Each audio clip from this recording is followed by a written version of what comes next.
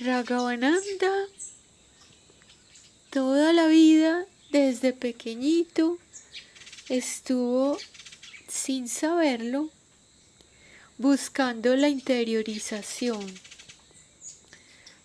Él simplemente disfrutaba mucho sentándose debajo del árbol de mango a la sombra para cerrar los ojos y quedarse en silencio. Entonces la mamá sufría mucho porque pensaba que eso estaba como enfermizo, que era muy raro, y lo instaba a que jugara con los otros niños, y él jugaba por darle gusto a la mamá, y cuando se trataba de correr era el que más corría y todo, entonces la mamá veía que él estaba sano, bueno, muy bien, pero a él le gustaba más sentarse en silencio con los ojos cerrados. Entonces la mamá le daba libros para que por lo menos, aun si estaba en silencio, por lo menos tomara un contacto con el mundo exterior. Entonces, esos gestos de su madre le hicieron a él tomar mucho amor por la literatura. Y leía muchísimo, muchísimo, toda clase de literatura oriental, occidental. Era un erudito tremendo, era un literato impresionante. Y él quiso ir a la universidad a estudiar, pero a él la familia, no sé, creo que un tío o el papá le aconsejó que estudiara contaduría. Entonces él fue a la universidad a mirar a ver cómo era la universidad y cómo eran las facultades allá y cómo era eso de contaduría. Y estuvo mirando y por ahí se encontró con un profesor de literatura y se pusieron a conversar. Y Raghavananda, en su sabiduría extensa sobre literatura, pues con todo el desparpajo y la autoridad, hablaba de un autor y de otro con el profesor de literatura, y el profesor de literatura, muy sorprendido, le preguntó si él ya había hecho una carrera de literatura, y él le dijo que no, pues que a él le gustaba leer. Entonces el profesor maravillado le dijo, no, venga, estudia literatura en nuestra facultad, usted ya sabe mucho y usted después nos va a poder ayudar también siendo maestro, profesor aquí. Y él se animó y estudió literatura. Su enfoque siempre era a la literatura espiritual. Y eso en India está bien desarrollado. En India hay mucha literatura espiritual. Y Baba se deleitaba mucho con la poesía de Tagore. Él siempre lo llamaba el maestro. Estábamos conversando así con Baba y Baba hacía citas textuales, como decía el maestro, y citaba a Tagore. Y además Baba hizo su doctorado en literatura en la Universidad de Vishwabharati, que es la universidad fundada por Tagore.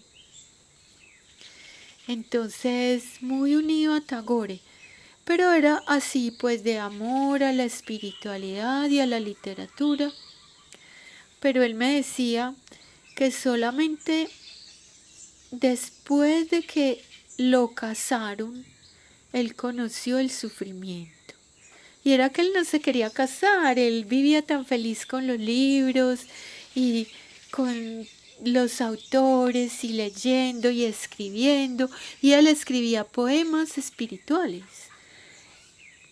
Pero un día le llegó una carta de su papá, a donde le decía que su matrimonio ya estaba listo con Vinodini de la familia tal, hija de tal señor, que sería en tal fecha. Eso era así en esa época. Eso para él fue un golpe durísimo. Y él me decía que él se sentía como una res que va al matadero, como un animal que va al matadero, que no se puede escapar. Él no podía escaparse porque sería una deshonra a su padre y a toda su familia. Y también una deshonra a la novia y a toda la familia de la novia. Bueno, eso sería una tragedia terrible. Le tocaba casarse, pues se casó, le tocó. Y ya después, como de los primeros días con ella, ya no le pareció tan horrible. O sea, le empezó a gustar. Le gustaba mucho. eh, y ellos se fueron enamorando. La primera que se enamoró fue ella, pues como siempre, ¿no? Vino Dini y se enamoró. Y él se volvió a la universidad a seguir sus estudios y ella se quedó con la familia de él, que es la usanza en India. Ella queda como hija de la familia de su esposo, pero no hacía sino llorar todo el tiempo. Entonces Raghavananda empezó como a sufrir por ella y a preocuparse por ella. Entonces empezó a tener detalles como muy especiales con ella para que ella no estuviera triste y a visitarla más y todo eso. Y entonces, bueno, ahí se fueron enamorando. Pero él me decía que igual ahí fue cuando conoció el sufrimiento. Primero él sufría porque ella sufría por estar sola. Luego él sufría porque empezaron a venir los hijos y había que ver cómo se alimentaban y cómo darles una buena vida. Y entonces el sueldo de maestro no alcanzaba. Entonces él empezó a sufrir y fue con el sufrimiento que él empezó a desear tener un gurú. Y ahí él empezó a buscar un gurú. Y vio muchos maestros, sadhus, sabios, renunciantes, pero ninguno le convencía. Y un día que un amigo suyo le recomendó ir al Karararam a conocer a un monje que había allá, que era como muy querido y como muy sabio, y era Hariharananda. Entonces Raghavananda fue, pues sin mucha ilusión, porque él ya había conocido tantos y él decía, no, esto no puede ser mi gurú.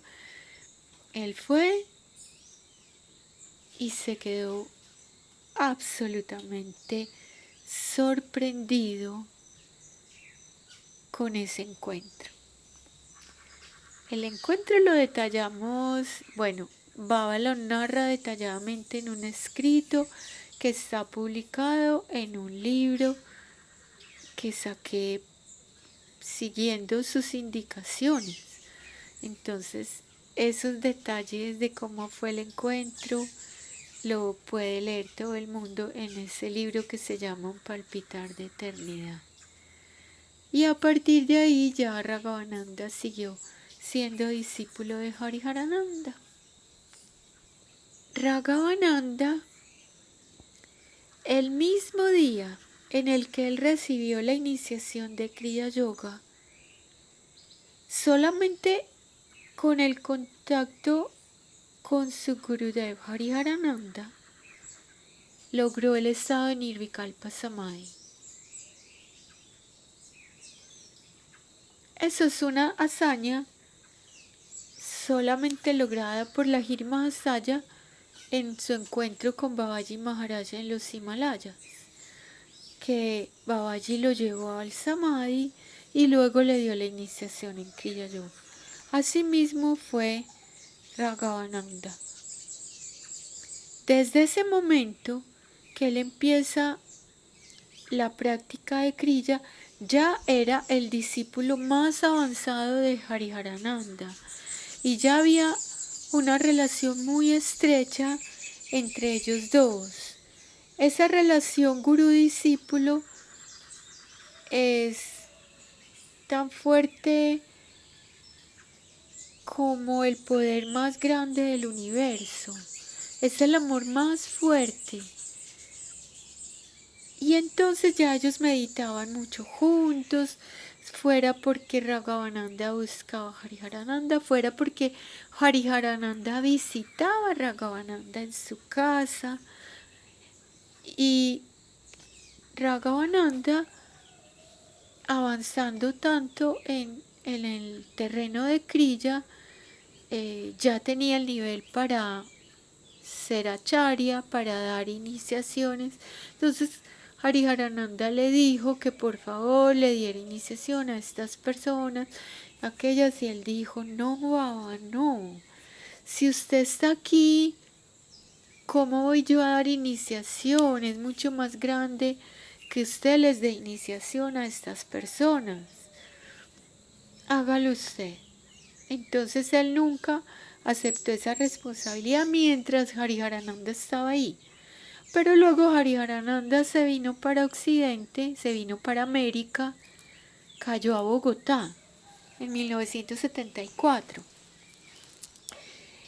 Y entonces el tiempo que Hariharananda estaba en América y todo eso, pues ya hacía falta el acharya, y entonces ya Ragavananda sí empezó a dar iniciaciones, pero él hasta muy al final de su vida, él no se consideraba gurú.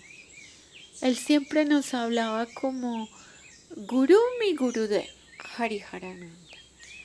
Pero él se sentía siempre como un instrumento de Hariharananda, o sea, como una acharya que daba iniciaciones, daba enseñanza, orientaba, ayudaba. A pesar de que muchos discípulos en una devoción grandísima lo llamaran Guruji, él como que sentía que eso le era ajeno. Solamente muy al final, Baba Raghavananda aceptó el título de gurú de nosotros y aceptaba que le pusiéramos guirnaldas, porque en las fiestas a los maestros y a los santos se les ofrecen guirnaldas de flores.